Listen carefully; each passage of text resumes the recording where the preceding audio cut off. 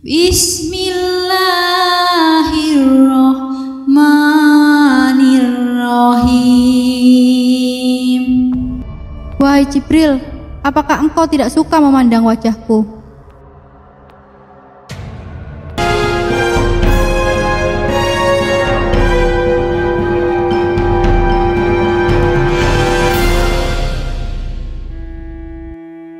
Kisah mengharukan detik-detik wafatnya Rasulullah Shallallahu Alaihi Wasallam. Rasulullah Muhammad Shallallahu Alaihi Wasallam wafat pada hari Senin pagi tanggal 12 Rabiul Awal tahun 11 Hijriah atau 633 Masehi. Beliau wafat pada usia 63 tahun lebih 4 hari. Isyarat dekatnya ajal Rasulullah dimulai ketika beliau beritikaf selama 20 hari di bulan Ramadan tahun 10 Hijriah. Malaikat Jibril mengulang Al-Quran hingga 2 kali dalam tahun itu bersama Rasulullah. Kemudian di Padang Arafah saat Haji Wa'dah, Rasulullah bersabda, "Aku tidak tahu pasti. Barangkali setelah tahunku ini aku tidak akan bertemu lagi dengan kalian di tempat wukuf ini untuk selamanya." Sabda beliau di Jamratul Aqabah, "Ambil dariku manasik kalian, cara menunaikan ibadah haji. Sepertinya setelah tahunku ini aku tidak berkesempatan lagi untuk menunaikan haji." Selain itu pada pertengahan hari-hari Tasyrik turun kepada beliau surat An-Nasr. Dengan turunnya surat itu beliau semakin yakin saat perpisahan telah tiba dan pemberitahuan akan datangnya ajal sudah sampai. Pada bulan Safar 11 Hijriah, Rasulullah pergi ke Gunung Uhud dan mendoakan para syuhada yang dikubur di sana. Rasulullah kemudian beranjak menuju mimbar seraya bersabda, "Sesungguhnya aku akan mendahului kalian, dan sesungguhnya aku menjadi saksi terhadap kalian. Demi Allah, sungguh saat ini aku sedang melihat liang kuburku. Kepadaku telah diserahkan kunci-kunci pembendaharaan bumi atau kunci-kunci bumi, dan demi Allah, aku tidak mengkhawatirkan kalian akan musyrik setelahku. Akan tetapi yang kutakutkan, kalian akan berlomba-lomba mendapatkan kunci-kunci itu." Haji riwayat Al-Bukhari dan Muslim. Di lain malam Rasulullah keluar menuju Baqi lalu meminta ampunan untuk mereka yang dikebumikan di sana. Seraya bersabda, "Assalamualaikum wahai para penghuni kubur. Rasakanlah kemudahan keadaan yang sedang kalian alami dibanding keadaan yang sedang terjadi pada orang-orang yang masih hidup. Fitnah-fitnah telah datang seumpama potongan-potongan malam gelap gulita yang ujung sepotongnya mengikuti awal potongan lainnya. Hari akhirat lebih berat daripada dunia." Pada akhir perkataannya, Rasulullah menyampaikan kabar gembira kepada mereka dengan mengucapkan, "Sesungguhnya kami akan menyusul kalian semua."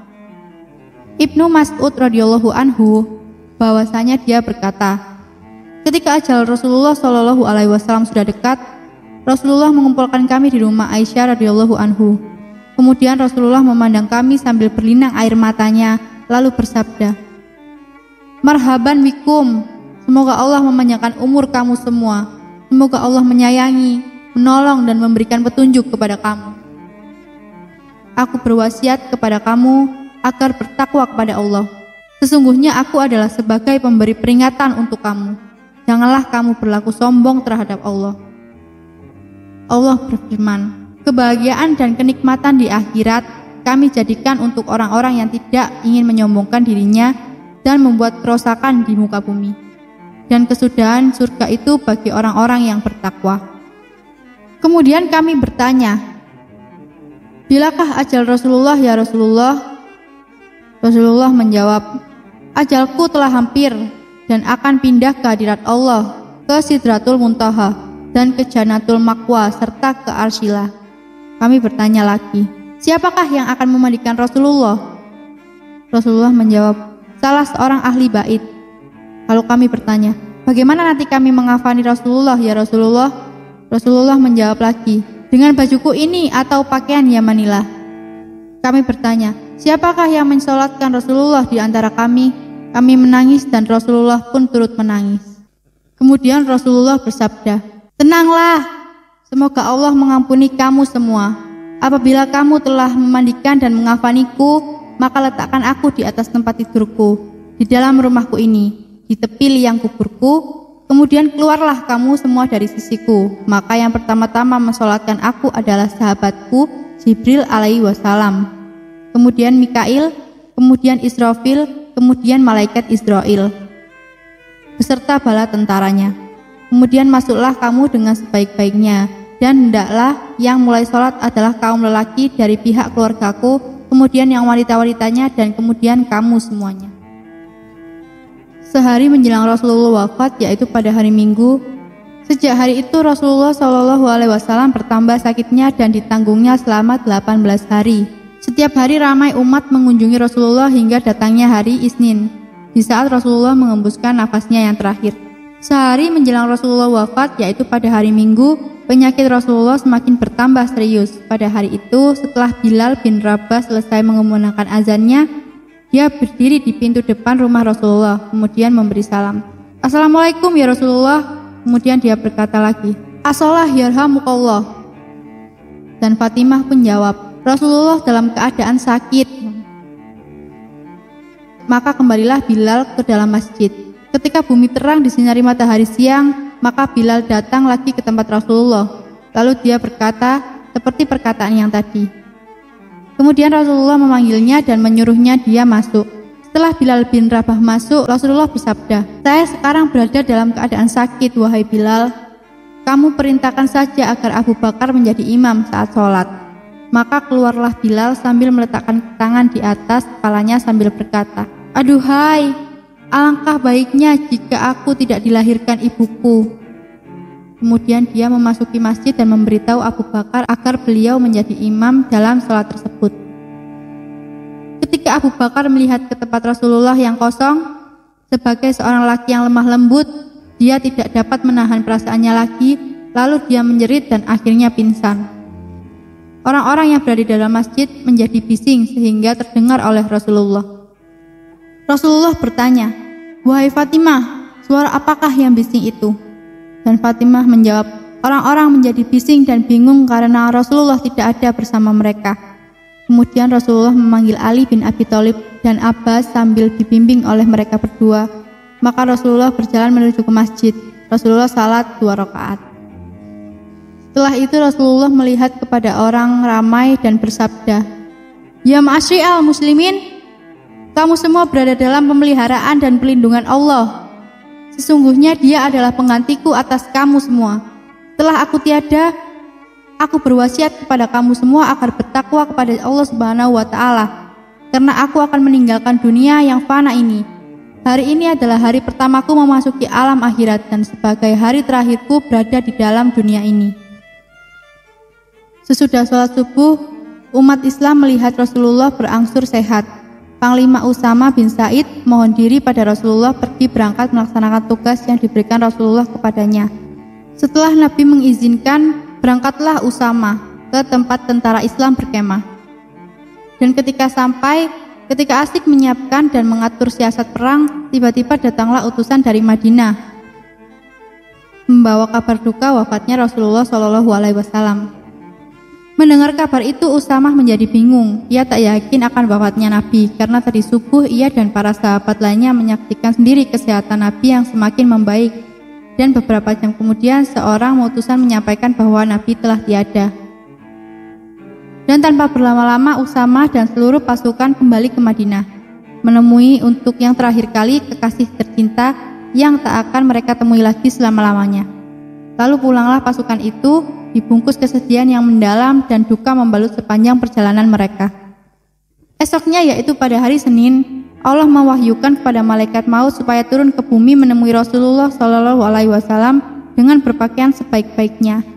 Allah menyuruh malaikat maut mencabut nyawa Rasulullah dengan sangat lemah lembut. Seandainya Rasulullah menyuruh masuk, maka dia diperbolehkan masuk, tetapi jika Rasulullah tidak mengizinkannya, dia tidak boleh masuk dan hendaklah dia kembali saja. Maka turunlah malaikat maut untuk menunaikan perintah Allah Subhanahu wa Ta'ala. Dia menyamar sebagai orang biasa. Setelah sampai di depan pintu tempat kediaman Rasulullah, malaikat maut pun berkata, Assalamualaikum wahai ahli rumah kenabian, sumber wahyu dan risalah. Fatimah pun keluar menemui dan berkata kepada tamunya itu, wahai hamba Allah, Rasulullah sekarang dalam keadaan sakit.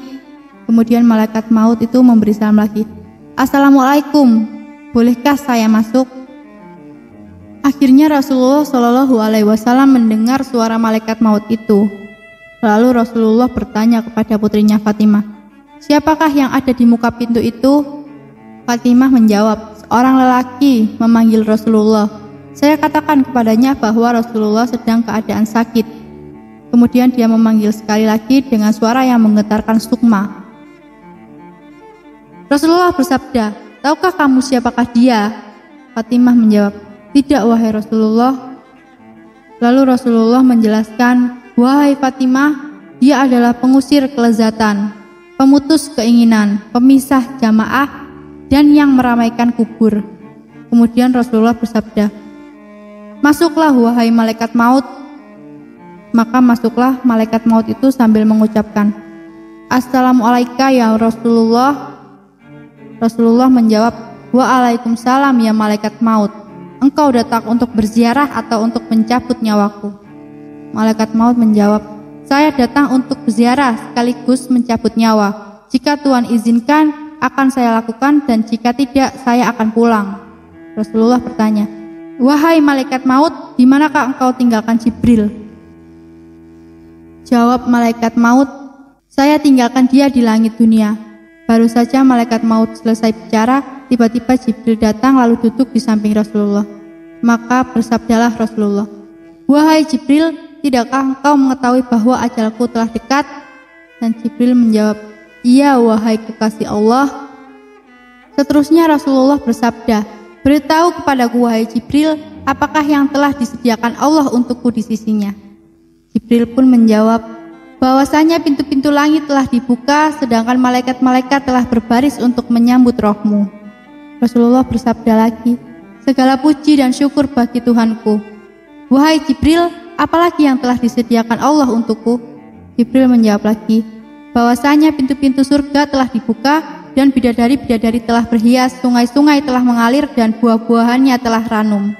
Semuanya menanti kedatangan rohmu. Rasulullah bersabda lagi, segala puji dan syukur untuk Tuhanku. Beritahu lagi wahai Jibril, apalagi yang disediakan Allah untukku? Jibril menjawab, aku memberikan berita gembira untuk Tuhan. Tuhanlah yang pertama-tama diizinkan sebagai pemberi syafaat pada hari kiamat nanti. Kemudian Rasulullah bersabda, segala puji dan syukur aku panjatkan untuk Tuhanku. Wahai Jibril, beritahu kepadaku lagi tentang kabar yang menggembirakan aku. Jibril bertanya, wahai kekasih Allah, apa sebenarnya yang ingin Tuhan tanyakan? Rasulullah menjawab, tentang kegelisahanku, apakah yang akan diperoleh oleh orang-orang yang membaca Al-Quran sesudahku? Apakah yang akan diperoleh orang-orang yang berpuasa pada bulan Ramadan sesudahku? Apakah yang akan diperoleh orang-orang yang berziarah ke Baitul Haram sesudahku? Jibril menjawab, saya membawa kabar gembira untuk Rasulullah. Sesungguhnya Allah telah berfirman, aku telah mengharamkan surga bagi semua nabi dan umat, sampai engkau dan umatmu memasukinya terlebih dahulu. Maka berkatalah Rasulullah, sekarang tenanglah hati dan perasaanku, wahai malaikat maut, dekatlah kepadaku. Lalu malaikat maut pun mendekati Rasulullah. Ali bertanya, wahai Rasulullah, siapakah yang akan memandikan Rasulullah dan siapakah yang akan mengafaninya? Rasulullah menjawab, adapun yang memandikan aku adalah engkau, wahai Ali. Sedangkan Ibnu Abbas menyiramkan air dan Jibril akan membawakan hanut, minyak wangi dari dalam surga. Kemudian malaikat maut pun mulai mencabut nyawa Rasulullah. Ketika roh Rasulullah sampai di pusat perut, Rasulullah berkata, wahai Jibril, alangkah pedihnya maut. Mendengar ucapan Rasulullah itu, Jibril memalingkan wajahnya. Lalu Rasulullah bertanya, wahai Jibril, apakah engkau tidak suka memandang wajahku? Jibril menjawab, wahai kekasih Allah, siapakah yang akan sanggup melihat muka Rasulullah, sedangkan Rasulullah sedang merasakan sakitnya maut? Akhirnya roh yang mulia itu meninggalkan jasad Rasulullah. Maka wafatlah manusia mulia itu pada usia 63 tahun. Semoga Allah senantiasa mencurahkan salawatnya kepada baginda Nabi Muhammad SAW, memuliakannya dan mengagungkannya. Marilah kita bacakan salawat Nabi besar Muhammad SAW. Allahumma sholli ala sayyidina Muhammad, yang artinya, ya Allah, berilah keselamatan kepada Nabi Muhammad Shallallahu Alaihi Wasallam dan kepada keluarga Nabi Muhammad Shallallahu Alaihi Wasallam. Jika kalian cinta Nabi Muhammad, mari kita hantarkan sholawat dengan menulis komentar sholawat Nabi Muhammad. Allahumma sholli ala Sayyidina Muhammad. Dan jangan lupa untuk mendukung channel ini dengan cara like dan subscribe. Wassalamualaikum warahmatullahi wabarakatuh.